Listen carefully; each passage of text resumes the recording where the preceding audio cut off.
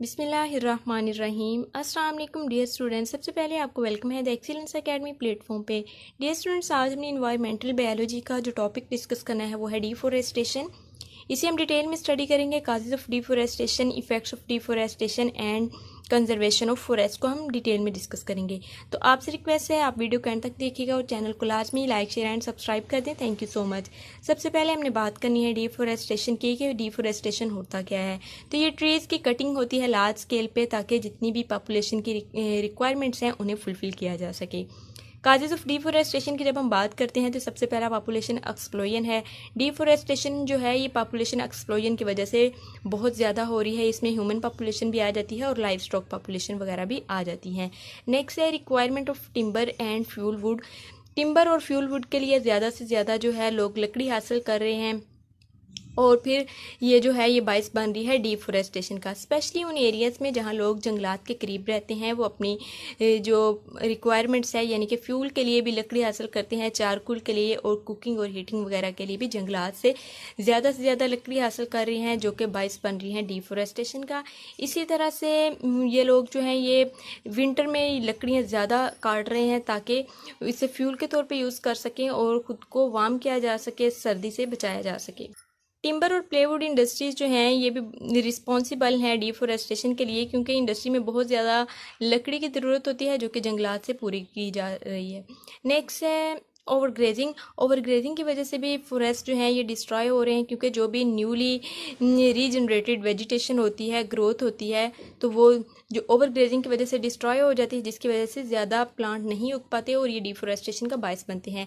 Urbanisation हो रही है, ओवर पॉपुलेशन की वजह से ज़्यादा जो है लोगों को लैंड रिक्वायर है, सिटीज़ की एक्सपेंशन हो रही है, लोगों को सेटलमेंट के लिए, हाउसिंग के लिए ज़्यादा से ज़्यादा लैंड की ज़रूरत है, जो कि इस तरह से फुलफिल की जा रही है कि दरख्तों को काटा जा रहा है। नेक्स्ट है फॉरेस्ट डिजीज़। बहुत सारी फॉरेस्ट डिजीज़ हैं जो कि प्लांट्स को हो रही हैं, वायरसेस, बैक्टीरिया, फंजाई वगैरह की वजह से, जिसकी वजह से प्लांट्स जो हैं ये ख़त्म होना स्टार्ट हो गए हैं। नेक्स्ट है लैंड स्लाइडिंग। लैंड स्लाइडिंग की वजह से भी जो फॉरेस्ट हैं हिली एरियाज़ में या ट्रीज़ हैं वो कम होना स्टार्ट हो गए हैं। कंस्ट्रक्शन वर्क के लिए बहुत ज़्यादा लैंड जो है रिक्वायर्ड होती है, जैसे डैम्स की, पावर स्टेशंस की, रोड्स की, हाईवेज़ की, रेलवेज़ की। जो कंस्ट्रक्शन है उसके लिए ज़्यादा से ज़्यादा लैंड रिक्वायर्ड होती है, जो कि डिफॉरेस्टेशन के ज़रिए लोग इसे हासिल कर रहे हैं। नेक्स्ट है इफेक्ट्स ऑफ डिफॉरेस्टेशन। तो इसमें सबसे पहला सॉइल इरोजन है। सॉइल जो है जब वहाँ पे ज़्यादा से ज़्यादा हिली एरियाज़ में दरख्त को काटा जाता है, तो जब बारिश आती है तो बारिश आने से फिर ये होता है कि जो सॉइल है, जो मिट्टी है, वो बह जाती है और फिर ये बाइस बनती है सॉइल इरोजन का। नेक्स्ट है डिक्रीज इन रेनफॉल। जब ज़्यादा दरख्तों को काटा जाता है तो फिर जो टेम्परेचर है इन्वायरमेंट का, एटमॉस्फेयर का, वो मेंटेन नहीं रहता, जिसकी वजह से बारिशें जो हैं ये कम होना स्टार्ट हो जाती हैं। नेक्स्ट है लॉस ऑफ फर्टाइल लैंड। तो जब बारिशें बहुत ज़्यादा कम होना स्टार्ट हो जाती हैं डिफॉरेस्टेशन की वजह से, तो ये लैंड फर्टिलिटी जो है ये भी फिर कम होना स्टार्ट होती है, क्योंकि वहाँ पे फिर कोई भी नेचुरल वेजिटेशन वगैरह जो है वो ग्रो नहीं करती, तो जो बाइस बनती है फिर डिफॉरेस्टेशन का। Increase in global warming. Trees के कटिंग की वजह से जो ग्रीन हाउस गैसेस हैं वो ज़्यादा जा रही हैं एटमॉस्फेयर में, जिसकी वजह से बहुत ज़्यादा ग्लोबल वार्मिंग हो रही है। इकोनॉमिक लॉसेस हो रहे हैं कंट्री को बहुत ज़्यादा, इसकी वजह डिफॉरेस्टेशन की वजह से, क्योंकि लोग जो हैं वो ज़्यादा टिम्बर वगैरह को यूज़ करते हैं फिर अपनी ज़रूरियात के लिए, तो इंडस्ट्रीज़ के पास ये कम होती है, जिसकी वजह से इन प्रोडक्ट्स में कमी आती है और फिर इकोनॉमिक लॉसेस होते हैं। Loss of biodiversity. डिफॉरेस्टेशन की वजह से बहुत ज़्यादा बायोडाइवर्सिटी जो है वो भी लॉस हो रही है, कम हो रही है, क्योंकि बहुत ज़्यादा इनके जो है हैबिटेट वो डिस्ट्रॉय हो जाते हैं, जिसकी वजह से इनके पास फिर हैबिटेट नहीं होते और ये आस्ता आस्ता ख़त्म होना स्टार्ट हो जाती हैं। नेक्स्ट है कंजर्वेशन ऑफ फॉरेस्ट, कि किस तरह से इसको जो प्रोटेक्ट किया जा सकता है, कंजर्व किया जा सकता है फॉरेस्ट को। तो इसमें सबसे पहला है कंट्रोल ऑफ फॉरेस्ट फायर्स। बहुत ज़्यादा फॉरेस्ट जो हैं वो फॉरेस्ट फायर्स की वजह से भी डिस्ट्रॉय हो रहे हैं, तो ये फॉरेस्ट फायर्स के ऊपर जो है ये पाबंदी लगानी चाहिए, देखना चाहिए, कंट्रोल करना चाहिए इसे, ताकि जो फॉरेस्ट हैं, जो प्लांट्स हैं वो डिस्ट्रॉय ना हों। नेक्स्ट है कंट्रोल ऑफ ओवर पॉपुलेशन। तो डेवलपिंग कंट्रीज़ के अंदर वो तमाम जो हैं वेज इख्तियार किए जाने चाहिए, जिसकी वजह से ओवर पॉपुलेशन के ऊपर कंट्रोल पाया जा सके। नेक्स्ट है रिफॉरेस्टेशन। तो ज़्यादा से ज़्यादा प्लांट्स अगर हम काट रहे हैं तो वहाँ पे प्लांट्स लगाने भी चाहिए, ताकि जो बैलेंस है वो कायम रहे और फिर इन्वायरमेंट जो है वो भी बिल्कुल मेंटेन रहे, और इस तरह से फिर रिफोरेस्टेशन हो सके, जो दरख्त हैं उनकी कमी का जो नुकसानात हैं वो हमें ना हों।